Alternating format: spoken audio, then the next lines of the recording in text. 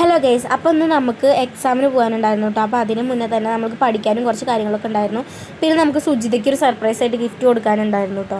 അപ്പോൾ നമ്മൾ ആദ്യം തന്നെ അതൊക്കെ പാക്ക് ചെയ്തുകൊണ്ടിരിക്കുകയാണ്. അത് കുറച്ച് പണിയുണ്ട് അത് പാക്ക് ചെയ്യാൻ തന്നെ. പിന്നെ നമ്മൾ കുറച്ച് നേരം പഠിച്ചു. പിന്നെ നമ്മൾ ഫുഡൊക്കെ കഴിച്ചിട്ട് നമ്മൾ നേരെ എക്സാമിന് പോകാമെന്നാണ് വിചാരിച്ചിട്ടുണ്ടായിരുന്നത്. രാവിലെ പോയി കഴിഞ്ഞ് പിന്നെ 2 മണിയൊക്കെ ആവും. അത് തന്നെ നമ്മൾ ചോറൊക്കെ ഉണ്ടായിരുന്നു കേട്ടോ എക്സാമിന് പോകുമ്പോൾ. പിന്നെ കോളിഫ്ലവറിൻ്റെ കറിയൊക്കെ ഉണ്ടായിരുന്നു. പിന്നെ എക്സാം കഴിഞ്ഞിട്ട് നേരെ ചേലക്കര പൂരമായിരുന്നു.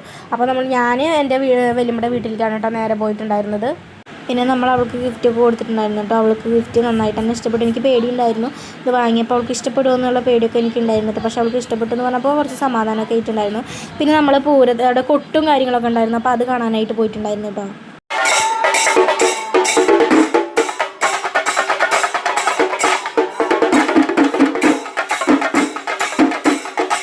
പിന്നെ രാത്രിയാകുമ്പോൾ വെടിക്കെട്ടുണ്ടായിരുന്നു. 7 മണി മുതലാണ് വെടിക്കെട്ടുണ്ടായിരുന്നത്. പുലർച്ചെ വരെ വെടിക്കെട്ടുണ്ടായിരുന്നു. അപ്പോൾ നമ്മൾ അങ്ങോട്ട് പൂരപ്പറമ്പിൽ പോയിട്ട് പിന്നെ പുലർച്ചെ എല്ലാ വെടിക്കെട്ടും കഴിഞ്ഞതിന് ശേഷമാണ് നമ്മൾ വീട്ടിലേക്ക് എത്തിയിട്ടുണ്ടായിരുന്നത്.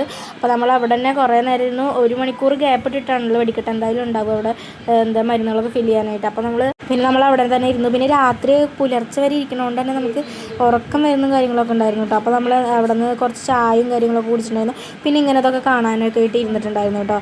അപ്പോൾ കുറച്ച് ഗ്യാപ്പും ഉണ്ടാവും വെടിക്കെട്ടിൻ്റെ സമയം. ഒരു വെടിക്കെട്ട് കഴിഞ്ഞാൽ 1 മണിക്കൂർ ഗ്യാപ്പ് ഉണ്ട് കേട്ടോ. അത് കഴിഞ്ഞിട്ടാണ് പിന്നെ അടുത്ത വെടിക്കെട്ടുണ്ടായിരുന്നത്.